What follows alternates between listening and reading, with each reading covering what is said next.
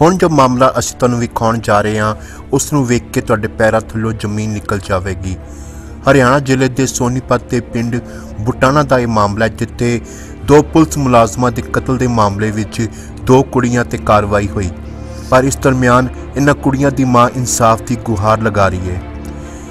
इस पीड़ित मां का कहना है कि पुलिस कस्टडी विच उसकी धी नाल पुलिस मुलाजमां ने बलात्कार किया, इत्थों तक कि उसकी धी के गुप्त अंग विच डंडा भी वार दिता गया।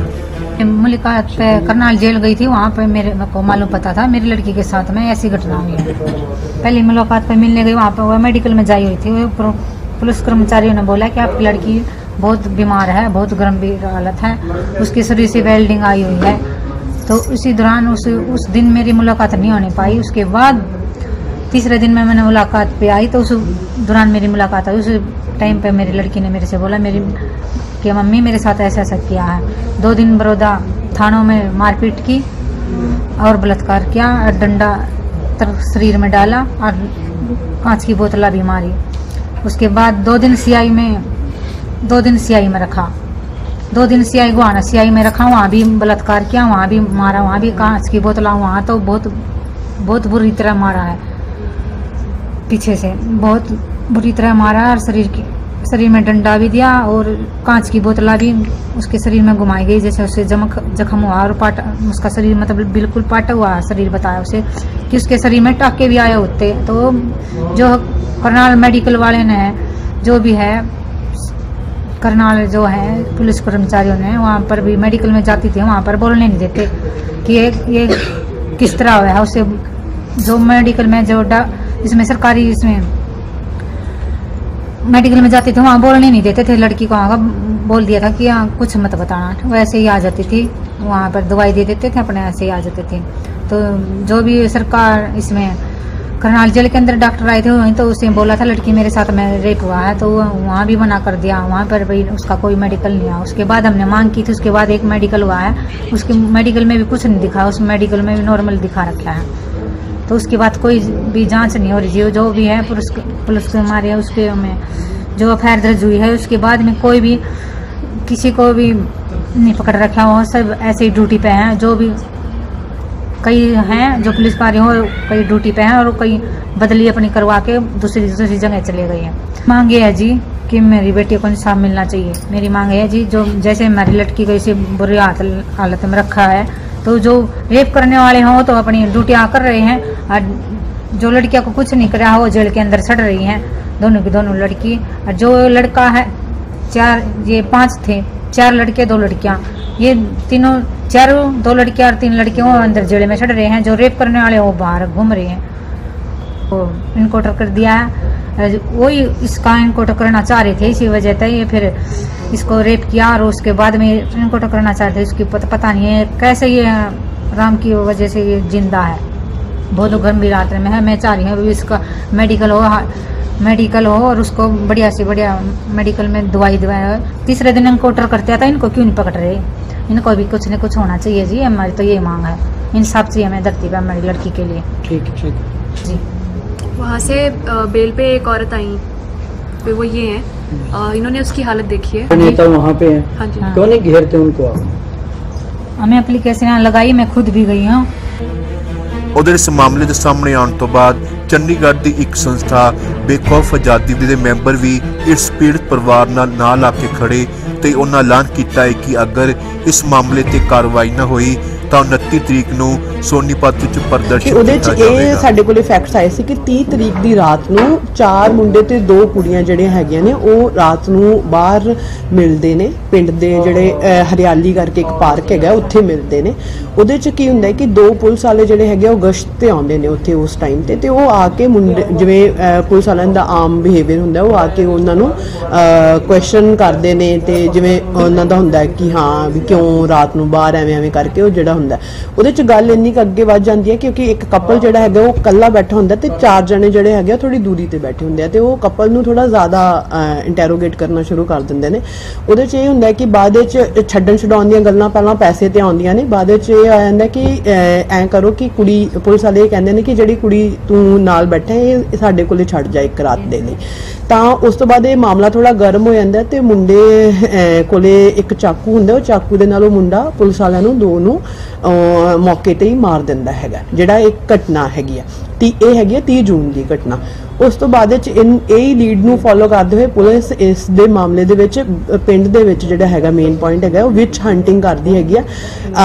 ਜਿਹੜੀਆਂ ਵੀ ਘਰਾਂ ਦੇ ਵਿੱਚ ਦੋ ਭੈਣਾਂ ਹੁੰਦੀਆਂ ਨੇ ਉਹ ਹਰ ਮਤਲਬ ਉਹ ਕੁੜੀਆਂ ਨੂੰ ਥਾਣੇ ਬੁਲਾਇਆ ਜਾਂਦਾ, ਉਹਨਾਂ ਨੂੰ ਇੰਟਰੋਗੇਟ ਕੀਤਾ ਜਾਂਦਾ ਬੁਰੀ ਤਰ੍ਹਾਂ ਨਾਲ, ਉਹਨਾਂ ਨੂੰ ਕੁਐਸਚਨ ਕੀਤੇ ਜਾਂਦੇ ਤੇ ਉਸ ਤੋਂ ਬਾਅਦ ਵਿੱਚ ਜਦੋਂ ਉਹਨਾਂ ਨੂੰ ਇਹ ਲੀਡ ਮਿਲਦੀ ਹੈ ਕਿ ਇਹ ਕੁੜੀਆਂ ਨੇ ਤਾਂ ਉਹਨੇ ਚ ਜਿਹੜੇ ਵਿਕਟਿਮ ਹੈਗੀ ਆ ਉਹ ਆਪਦੀ ਮਦਰ ਨੂੰ ਜਿਹੜਾ ਹੈਗਾ ਉਹ ਸਾਰੀ ਸਟੋਰੀ ਜਿਹੜੀ ਉਹ ਨਰੇਟ ਕਰਦੀ ਹੈਗੀ ਆ।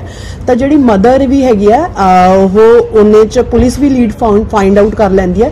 ਤਾਂ ਜਿਹੜੇ ਪੈਰਲਲ ਚੀਜ਼ ਹੈ ਤਾਂ ਮਦਰ ਜਿਹੜੀ ਉਹ ਪੁਲਿਸ ਨੂੰ ਹੈਂਡਓਵਰ ਕਰਦੀ ਹੈ ਜਿਹੜੇ ਵਿਕਟਿਮ ਤੇ ਵਿਕਟਿਮ ਦੀ ਜਿਹੜੀ ਕਜ਼ਨ ਹੈਗੀ ਉਹਨੂੰ 2 ਤਰੀਕ ਨੂੰ।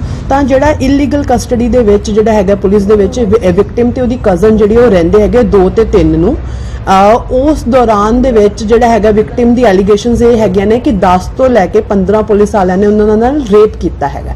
ਇਹ ਮਾਮਲਾ ਜਿਹੜਾ ਹੈਗਾ ਉਸ ਤੋਂ ਬਾਅਦ 15 ਤਰੀਕ ਨੂੰ ਜਿਹੜਾ ਹੈਗਾ ਮਦਰ ਨੂੰ ਪਤਾ ਲੱਗਦਾ ਕਿ ਜਿਹੜੇ ਵਿਕਟਿਮ ਤੇ ਉਹਦੀ ਕਜ਼ਨ ਹੈਗੇ ਉਹ ਕਰਨਾਲ ਜੇਲ੍ਹ ਦੇ ਵਿੱਚ ਨੇ।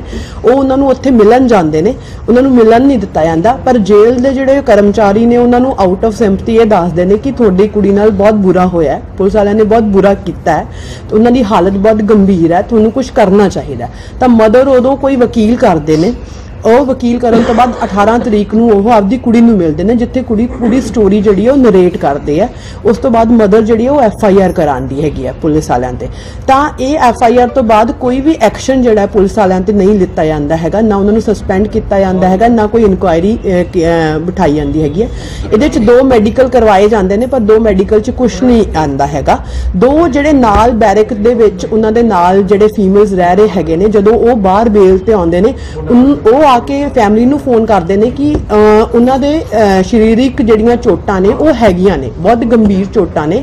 ਇਵਨ ਉਹਨਾਂ ਦਾ ਇਹ ਕਹਿਣਾ ਹੈ ਕਿ ਕੁੜੀ ਜਿਹੜੀ ਹੈ ਉਹ ਪੂਰੇ 1 ਮਹੀਨੇ ਤੱਕ ਜਿਹੜੀ ਪ੍ਰੋਫਿਊਜ਼ਲੀ ਬਲੀਡ ਕਰਦੀ ਰਹੀ ਹੈ। ਤਾਂ ਸਾਡਾ ਜਿਹੜਾ ਇਹ ਮਾਮਲੇ ਨੂੰ ਚੱਕਣ ਦਾ ਬੇਸਿਕਲੀ ਮੁੱਦਾ ਇਹ ਹੈਗਾ ਕਿ ਖਾਸ ਕਰ ਜਦੋਂ ਅਸੀਂ ਇਹੋ ਜਿਹੀਆਂ ਹਾਲਤਾਂ ਦੇ ਵਿੱਚ, ਇਹੋ ਜਿਹੇ ਮਾਹੌਲ ਦੇ ਵਿੱਚ ਰਹਿ ਰਹੇ ਹੋਈਏ ਜਿੱਥੇ ਸਾਨੂੰ ਇਹ ਪਤਾ ਹੈ ਕਿ ਫੀਮੇਲਸ ਦੇ ਅਗੇਂਸਟ ਜਿਹੜੇ ਦਿਨੋਂ ਦਿਨ ਜਿਹੜੇ ਹੈਗੇ ਆ ਆਪਰੇਸ਼ਨਸ ਜਿਹੜੇ ਹੈਗੇ ਉਹ ਵੱਧ ਰਹੇ ਹੈਗੇ ਨੇ ਤੇ ਰੇਪ ਦੀਆਂ ਘਟਨਾਵਾਂ ਹਰ ਦਿਨ ਨਵੇਂ ਰੂਪ ਦੇ ਵਿੱਚ, ਨਵੀਂ ਦਰਿੰਦਗੀ ਦੇ ਰੂਪ ਚ ਸਾਡੇ ਸਾਹਮਣੇ ਆ ਰਹੀਆਂ ਹੈਗੀਆਂ ਨੇ। ਉਦੋਂ ਜਦੋਂ ਇਹੋ ਜਿਹੇ ਕੇਸਿਸ ਸਾਡੇ ਸਾਹਮਣੇ ਆਉਂਦੇ ਨੇ ਤੇ ਅਸੀਂ ਇਹਨੂੰ ਨਜ਼ਰਅੰਦਾਜ਼ ਕਰ ਦਿੰਦੇ ਆ। ਉਹ ਸ਼ਾਇਦ ਇਸ ਲਈ ਕਿ ਸਾਨੂੰ ਸ਼ਾਇਦ ਇਹ ਲੱਗਦਾ ਹੈ ਕਿ ਵਿਕਟਿਮ ਹਾਲੇ ਹੈਗੀ ਹੈ, ਜਿੰਦਾ ਹੈਗੀ ਹੈ, ਕਿਉਂਕਿ ਸਾਡਾ ਜਿਹੜਾ ਇਮੋਸ਼ਨਲ ਆਊਟਬਰਸਟ ਹੈਗਾ ਉਹ ਉਦੋਂ ਹੀ ਬਾਹਰ ਆਉਂਦਾ ਹੈਗਾ ਕਿ ਜਦੋਂ ਸਾਨੂੰ ਇਹ ਲੱਗਦਾ ਕਿ ਵਿਕਟਿਮ ਚਲੇਗੀ, ਮਤਲਬ ਮਰ ਗਈ ਹੈ।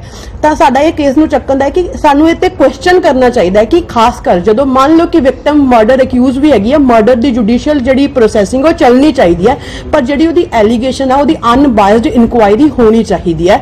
ਜਿਹੜੀ ਉਹਨੇ ਐਲੀਗੇਸ਼ਨ ਇਹ ਲਗਾਏ ਨੇ, ਰੇਪ ਐਲੀਗੇਸ਼ਨਸ ਲਗਾਏ ਨੇ ਉਹ 10 ਤੋਂ 15 ਜਿਹੜੇ ਪੁਲਿਸ ਆਫੀਸਰਸ ਤੇ ਜਿਹੜੇ ਆਫੀਸਰਸ ਦਾ ਨਾਮ ਹੈਗਾ FIR ਦੇ ਵਿੱਚ, ਉਹਨਾਂ ਨੂੰ ਫੌਰੀ ਤੌਰ ਦੇ ਉੱਤੇ ਸਸਪੈਂਡ ਕਰਨਾ ਚਾਹੀਦਾ ਹੈ। ਕੁੜੀ ਦਾ ਮੈਡੀਕਲ ਜਿਹੜਾ ਕਰਾਉਣਾ ਚਾਹੀਦਾ ਇਮੀਡੀਏਟਲੀ, ਤੇ ਜਿਹੜੀ ਮੈਡੀਕਲ ਹੈਲਪ ਉਹਨੂੰ ਚਾਹੀਦੀ ਹੈ ਉਹ ਇਮੀਡੀਏਟਲੀ ਉਹਨੂੰ ਪ੍ਰੋਵਾਈਡ ਕਰਾਉਣੀ ਚਾਹੀਦੀ ਹੈਗੀ ਹੈ। ਹੁਣ ਲੀਗਲੀ ਤੌਰ ਤੇ ਮਾਮਲੇ ਨੂੰ ਅੱਗੇ ਲੈ ਕੇ ਜਾਓਗੇ ਜਾਂ ਸਰਕਾਰ ਦੇ ਨਾਲ ਵੀ ਕੋਈ ਆਪਦੀ ਰਿਪੋਰਟਸ ਵਗੈਰਾ ਭੇਜੀ ਹੈ? ਜਿਹੜੀ ਫੈਕਟ ਫਾਈਂਡਿੰਗ ਰਿਪੋਰਟ ਹੈ ਉਹ ਅੱਜ ਅਸੀਂ ਰਿਲੀਜ਼ ਤੁਹਾਡੇ ਸਾਹਮਣੇ ਕੀਤੀ ਹੈ। ਇਸ ਤੋਂ ਬਾਅਦ ਅਸੀਂ ਭੇਜਾਂਗੇ ਵੂਮਨ ਕਮਿਸ਼ਨ ਨੂੰ ਵੀ ਭੇਜਾਂਗੇ। ਹਿਊਮਨ ਰਾਈਟ ਕਮਿਸ਼ਨ ਨੇ ਜਿੱਦਣ ਅਸੀਂ ਗਏ ਆ ਉਸੇ ਦਿਨ ਹੀ ਵਿਜ਼ਿਟ ਕੀਤਾ, ਉਹਨਾਂ ਦੀ 3 ਦਿਨ ਦੀ ਉਹ ਹੈਗੀ ਆ। ਉਹਨਾਂ ਨੇ ਪਹਿਲਾਂ ਇੱਕ ਸਪੈਸ਼ਲ ਫੈਕਟ ਇਹ ਹੈਗਾ ਕਿ ਜਿਹੜੀ ਐਟ ਦਾ ਟਾਈਮ ਆਫ ਅਰੈਸਟਿੰਗ ਜਿਹੜੀ ਕੁੜੀ ਹੈਗੀ ਉਹ ਜੁਵੇਨਾਈਲ ਸੀਗੀ, ਬਿਲੋ 18 ਸੀਗੀ, ਠੀਕ ਹੈ। ਵੂਮਨ ਹਿਊਮਨ ਰਾਈਟ ਕਮਿਸ਼ਨ ਨੇ ਆ ਕੇ ਉਹਨੂੰ ਜੁਵੇਨਾਈਲ ਹੋਮ ਸ਼ਿਫਟ ਕਰਾਇਆ ਹੈਗਾ। 2 ਮਹੀਨੇ ਤੋਂ ਉਹ ਜੇਲ੍ਹ ਦੇ ਵਿੱਚ ਹੀ ਸੀਗੀ, ਠੀਕ ਹੈ। ਤਾਂ ਜਿੱਦਣ 21 ਤਰੀਕ ਤੋਂ ਬਾਅਦ ਹੀ 22 23 3 ਦਿਨ ਇਹ ਰਹੇ ਨੇ ਤੇ ਸ਼ਾਇਦ 23 ਜਾਂ 24 ਨੂੰ ਹੀ शिफ्ट हुए। कब शिफ्ट हुई है सुशीला? हाँ, दूसरे शनिवार को अभी शिफ्ट की है इन्होंने। तो ये जुवेनाइल थी तो उसकी प्रोसीडिंग्स भी नहीं इन्होंने फॉलो की। तो मतलब इतने लूप होल्स भी हैं और ऊपर से ऐसा है कि लूप होल्स हैं और उनको कवर करने, मतलब सच सामने आना चाहिए, बिल्कुल सही बात है, बट सच को कवर करने के लिए आप पूरी ताकत लगा रहे हैं तो इसका मतलब है कि सच कहीं और है।